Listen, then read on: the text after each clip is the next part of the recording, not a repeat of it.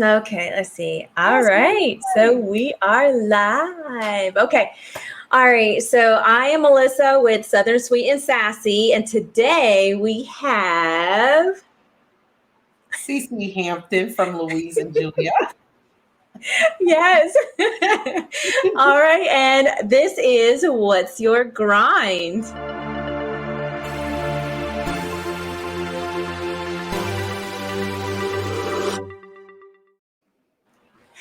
All right. Why is the That's a pretty, coffee brewing? Like it's making me want to go to Dunkin' Donuts. Like what is oh, when you're pegged that coffee's brewing? yes. I was like, oh, I want some coffee now. Yes. Oh, I love coffee. Me And too. it's kind of sad. It's like so late in the evening because if I were to have coffee that's not decaf, I Yes. would be up and it would be Yes. crazy. Yes.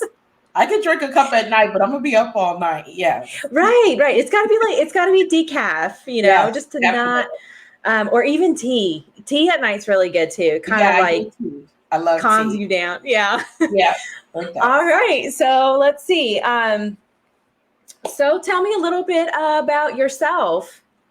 Well, my name is SiSi Hampton. I am originally from Charleston, South Carolina. That's right. I'm a low country girl by Yay. heart. I served 8 years in the military, in the U.S. Army, as a matter of fact. I got Mhm. medically discharged because I had awful asthma from running in cold weather. But Mhm. it ended up being one of the best situations I could ever get into. I love the military. My best Mhm. friend just retired a couple years ago. Still keep in touch with all my military comrades. So one of the best decisions I ever made in my life. I Mhm. right now work in a federal position. I'm not going to even tell y'all because y'all hunt me down. It's one of the worst. I'm not going to even say it, but it's 3 letters, and I will definitely not say what those letters are. But Ooh. on the side of that, I do own a resale boutique. And a lot of people ask me, "Cece, what is resale?" Or resale just means that Mhm. someone had some clothes at home and guess what? They didn't love it anymore. They're like, you know what? I like this dress last year, but not this year. I have a rule of my clients, hey, if you've had something for 365 days and you have not worn it, Mhm. let me have it and let me resell it for you. So that's what my business is about. Sometimes I go to store closings or auctions or consignment shops and I find beautifully items for men, women, and children. And I really sell them to you guys deeply discounted. Or if you say, Melissa, you have a Michael Kors bag you no longer want, you can consign it with me 60/40. I get 40%, you get 60% of the sales. And I have made that a business, and during COVID, it has been very successful. So, God bless, it will continue to be successful, but pretty much that's what I do. That is awesome. That is awesome. So what got you started into doing this? Well, two things. The first one is that when I got out of the army, Mhm. and I moved to Atlanta, and I started going on these interviews for civilian jobs. And everyone's like, you got to buy a suit. You got to buy a business suit. Okay, I've been wearing boots and uniforms all these years. So I don't even know what a business suit is because I shop the PX for my clothes, right? So Exactly. I remember going to Macy's and Mhm. I will never forget, I looked at a Casper suit.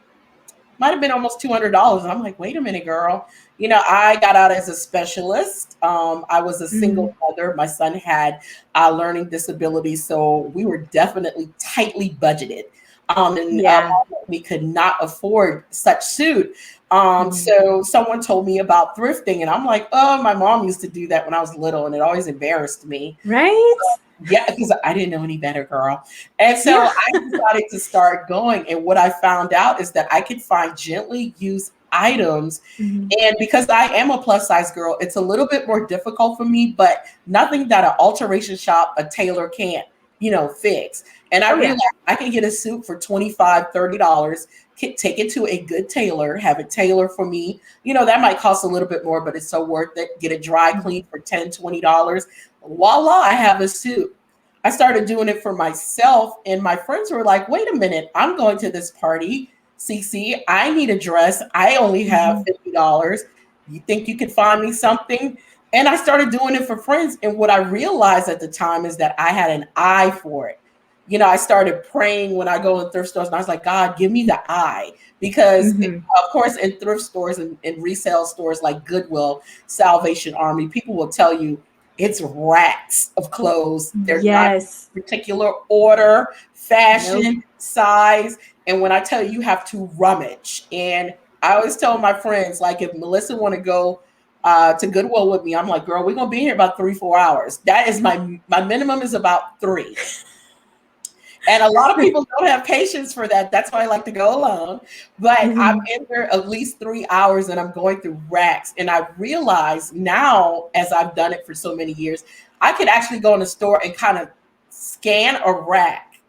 And if something catches my eye, I go to it, and I have, at the end of my shopping experience, I have a buggy full of stuff. And my thing is, do I like it or do I love it? And I do that for my clients as well. And I realized, I was like, wait a minute, I have an eye for finding designer things, Chanel, St. John, just all kind of high-end stuff, even the low-end stuff you would find at a Walmart, but I can make it work. I started putting clothes together for my friends. And like I said, someone was like, you got a knack for this. And I was like, do you think? They were like, yeah, you should do it as a business. And I started in 2018. But it was moving slow. I don't think people really got what I was doing.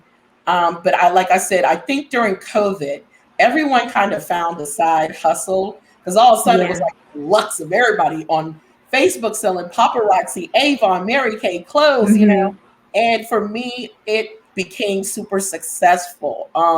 And I was able to branch out and start doing more things. So I started doing wardrobe consultant. I was like, okay, my son is a news anchor. I started finding him suits discounted. So I started doing men clothes. I even do shoe shining, because I used to love to shine boots in the military. So I do shoe shining. We had to. Yeah, it wasn't that shoe shining well, services. maybe you loved it, especially but we for had men. to. Very profitable. And did we lose each other? Okay. Oh no, we're there. Yeah, it became like a first love for me. So I have a passion for it. The second part of that, and I don't mean to be long-winded, is that the business is named after my grandmothers, Mary Louise and Mary Julia. And my grandmother adopted me when I was a little girl.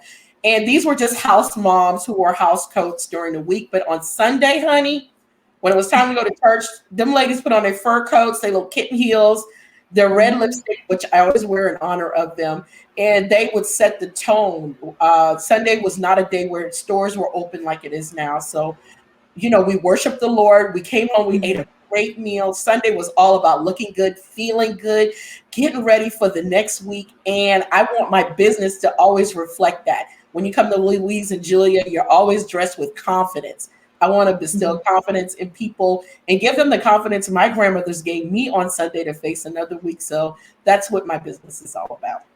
That's amazing. Yes, I read the story about your grandmothers and how, they're the name of your business. But I completely agree with, going to the Goodwill or the Salvation Army, and really you have to spend like 3 to 4 hours in there just trolling these racks and pack your patience.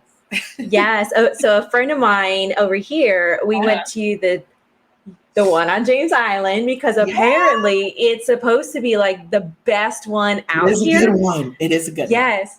I heard, and so we went there, and I didn't know, like, I've been to Goodwills before. Right. I didn't know my friend did that for like 3 to 4 hours. Actually, it was longer than that. It was an all-day event. So we drove out there, and we were there all day. I had stuff that I purchased. It was in my hand, and I'm still waiting, and I'm looking at her, and I'm like, are you done yet? No. Are you done yet? She's like, girl, no. She's like, I go up and down every single aisle, and I move everything and look at it. And right. So while we were there, because we were there from like 10 in the morning until dusk. Ooh. That's how long we were there. So we stopped by Crazy Owls. It's called Crazy Owls. It's a restaurant that's out there. And they have like live music and things like that, but it's on James Island. So we I'll have to look that up. We had our dinner out there. We might as well. We were starving. Yeah. She owes dinner. She held me all day, but shopping makes you hungry. Shopping does. Maybe it's just me. No. After I end my day, I gotta. Yeah. So yeah, she owed you dinner after that because she sure owed me. Yeah, she's a thrifter like me. It is a day event, and I remember my son would get so mad at me because I'm the type of mom, we do what we need to do first, and then we eat, then we go home. And my son would be starving. He's like, "Hey, it's 3:00." I'd be like, "We're not finished. We're finished. We'll go eat." That poor kid. I leave my kids here with the husband when I go because I know. Anytime I go, I'm like, I know. It's not. It's crazy. Oh my goodness. So tell me about your time. I mean, if you're open to, tell me about your time in the Army. My time in the Army probably was the best time I ever had in my life. I was one of those soldiers. They used to call me Private Benjamin because I just would not do right. I am not going to even lie to y'all. It was just nothing but parties and fun. And I had the best time of my life. But one thing the Army did teach me that rolled over into my professional career is that it taught me about being a professional, getting along with all types of people from different cultures, which is very important in the workforce, and friendships that last a long, long time. Yes. I wasn't a person that was in the military, and I was only at one duty station the whole time. I didn't get a chance to tour the world like a lot of people. But the friendships that I made, the impact that it had on my life is tremendous. I met my best friend in boot camp, and she just retired a few years ago at Fort Belvoir, and then she moved to Atlanta. So it's like just the most beautiful story about how a young country girl from Charleston went into the military, met all these city girls, and just became citified. And you can't put me in the country now if you wanted to, but just the growth. And like I said, I really always tell people the Army, well, with a military period, it will mature you really quick. Oh, yes, it does. Yeah.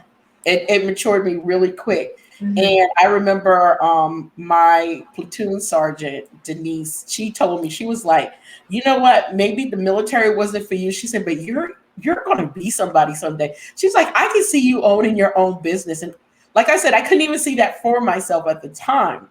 Yeah. And I'm like, what are you talking about? I just wanted to work and take care of my son. But she was like, no, she's like, you got something about you. And I really believe that in the military, if you find like one good person or, you know, a higher up to just look after you, they call it mentors now. We didn't call it mentors back then. Or you get someone to champion for you.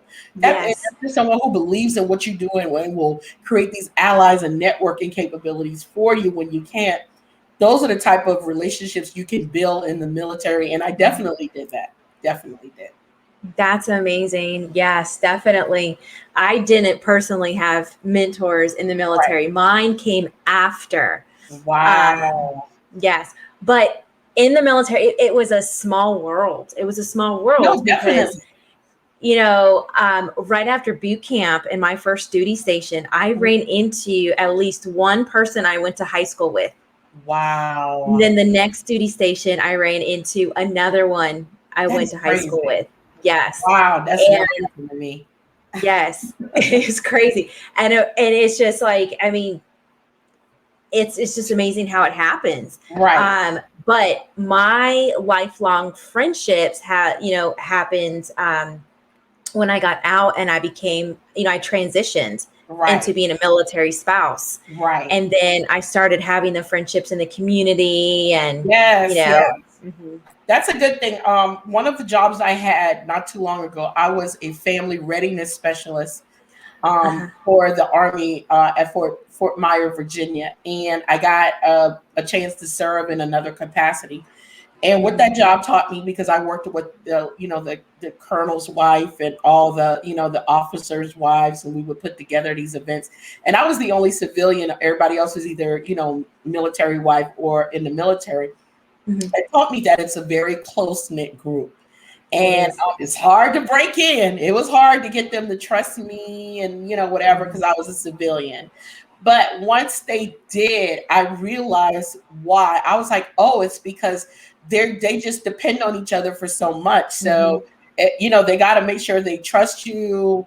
They know you have integrity. You know, they just not letting anybody in. But the way that they did embrace me, like it was part of the reason why I think that I'm so successful today, is because again, I got to learn from some people that, you know, they've been everywhere with their husbands. They've served in other capacities, because I didn't think of a military spouse as having to do anything.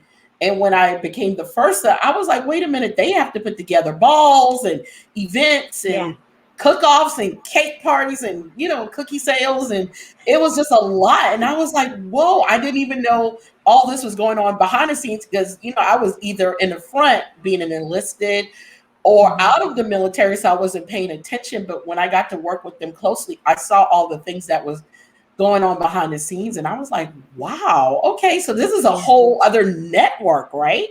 Mm-hmm. It is. Yes, it is. Yeah. And it's like, once you're in and you can connect with them, yeah, you start making those friendships and, you know, the connections and, yes, that, I mean, because if you think about it, it's what holds them together when they're, you know, their spouse is deployed.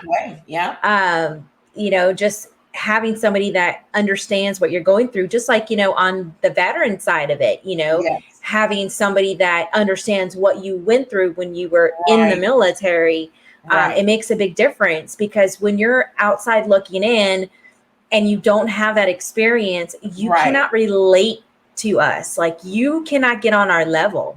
Right. That's true. And being the first, some of the hardest things was, you know, we had a soldier that died in Afghanistan, and me being a new FIRSA and not knowing what to do or what to say. And, you know, everybody's like, well, you got to send her some flowers. You know, like I had to get into that posture where, you know, I had to be understanding. I had to be humble. I had to know how to talk to someone who's just experienced probably the biggest traumatic thing they ever experienced in their life.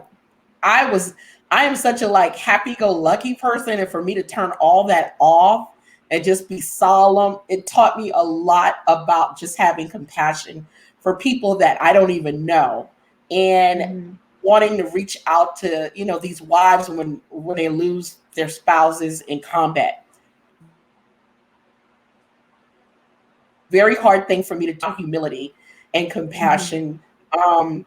I have a lot of compassion, especially for military folks, because civilians, they know, but they really don't know what goes on behind the firewall of being in the Army, being away, and, you know, not knowing what your next duty station. I've heard it's changed a lot since I've gotten out, but back then, you know, where you're going next. Some of these folks, they know where they're going 2-3 years ahead of time. But when I was, you know, on the ground, we didn't know where we were going next. It was like surprise, you're going to Korea. You're like, wait a minute. So it was always something. So I can totally relate to that. And I took all of that stuff that I've learned in the military, along with, you know, my human resource management background. And I think it's what made me successful in my own right. We're not talking money, because I'm not a CEO of anything except Louise and Julia. But just successful in the fact that I know how, and I can relate to Melissa husband. I know how to be engaging. I know how to talk to strangers. I know how to conduct myself in a room full of heavy hitters. I think I learned all that when I was in the military. Yes, of course. I mean, and you had to, I think, and this is going to sound terrible, but one of the scariest things for me when I was in was trying to recognize the difference, like the different ranks. And when you were out, because every single time you trolled by an officer, you had to salute them. And there was that feeling of like inferiority, I guess, you know, in a way, with being enlisted over officer. And so every time, you know, you would walk down the street and you would see, when you go to stop, like, Can you imagine where I worked at Fort Myer, which was part of the Honor Guard, which was part of the Arlington Cemetery, which was part of the president's own marching band. So it was nothing but prestige there, right? Yes. Any moment, back then President Obama could be on Fort Myer or at Arlington at a funeral. Like I said, it was a very emotional job because the soldiers work with, the cemetery when, the soldiers, sailors, servicemen die. Mm-hmm. So, when you saw that horse coming, you knew, like, it was like, oh God, oh Lord, someone died, it's someone's death. Or when dignitaries came from out of the country and they wanted to go to the tomb of the unknown, I would often go there with the commander, and it was like, just, oh my God, all this, we call it brass in the Army, all this brass, like these generals and colonels, and like just this prestigious thing, which I didn't even know that, I never knew that part of the military, like the honor guard, the Navy, the Air Force, the Marine, they all have them. And here I was, like, just thrusted in the middle of all this madness. And, like I said, I always try to be like, full, and on the inside, I'm smiling because I'm like, oh my God, this is so prestigious. What is this? And, like being able to be that close to the White House back then. And oh my God, it was so amazing. And I was so proud to be an American. I was so proud to have been in the military. I was so proud to serve my country in that capacity, because those soldiers, they were neat. They were, they were on point, because at the old guard, you cannot just be anybody to get in there. So it was just, it was a beautiful, beautiful thing. And like I said, it's just one of the bragging rights I have, that I work there, that I will take along with me probably for the rest of my life. Oh yes, definitely. So we'll wrap up here, but is there, so is there any advice that you might have for anybody that wants to maybe, start their own business? Yes. Okay. So here it goes.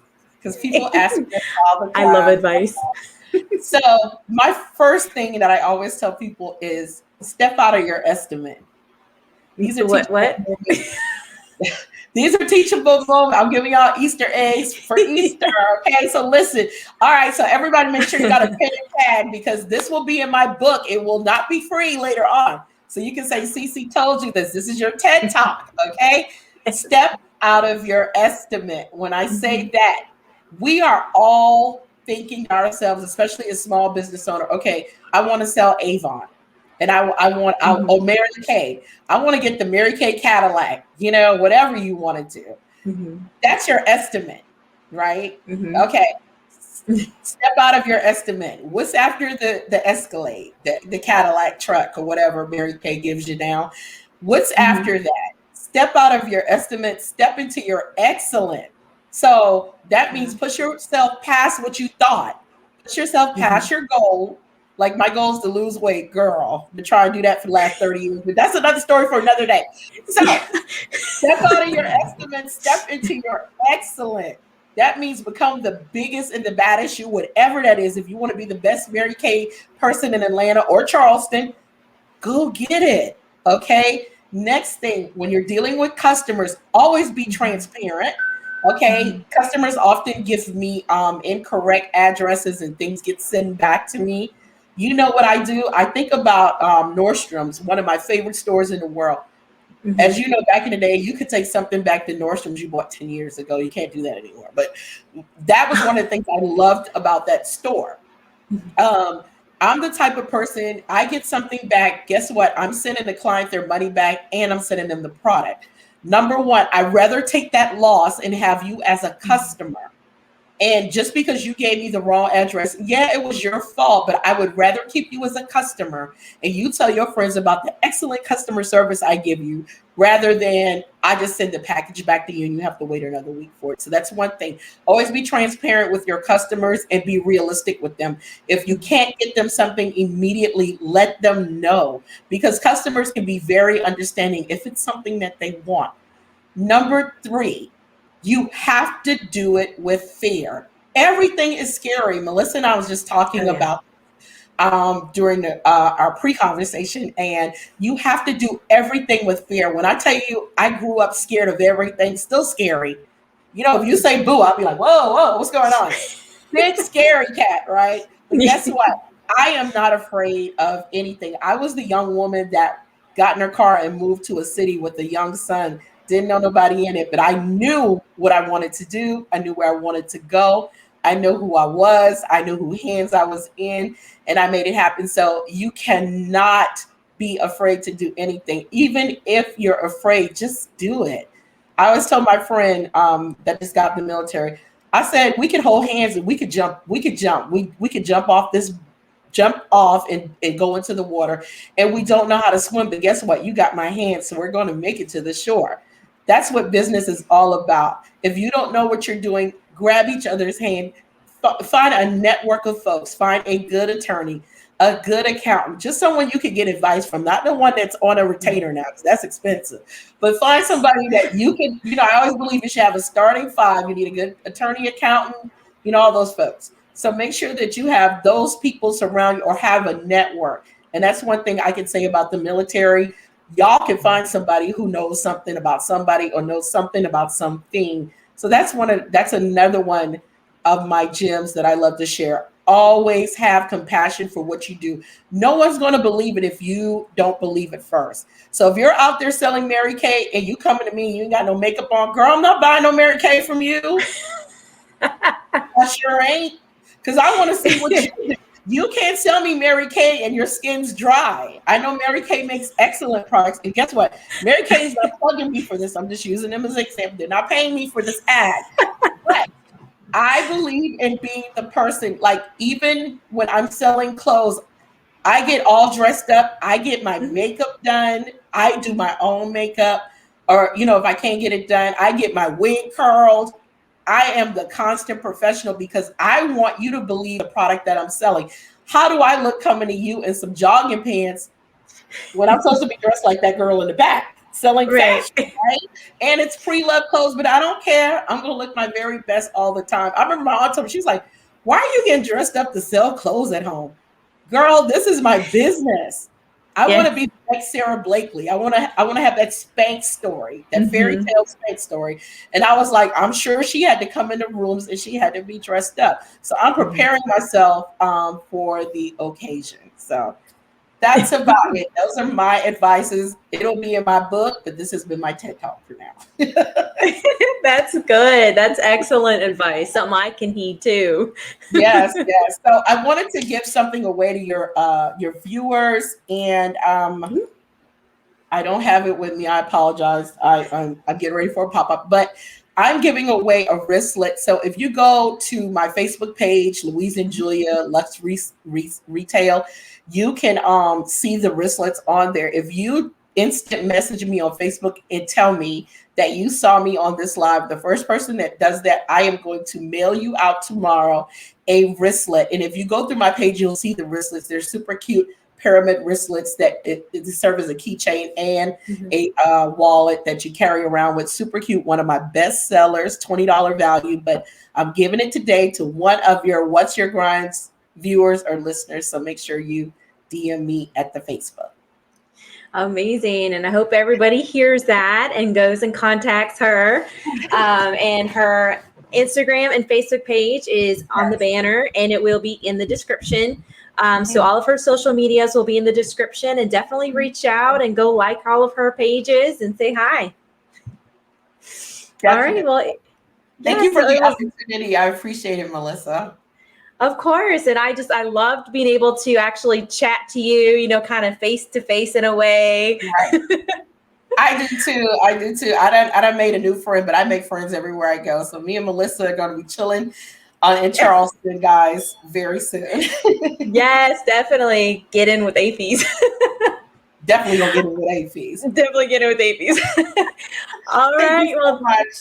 Of course. And you guys have a good night. Thank you. Have a good Friday. Happy Good Friday. You as well. Right, and happy Easter to those who. Happy Easter. Take care. All right. Bye.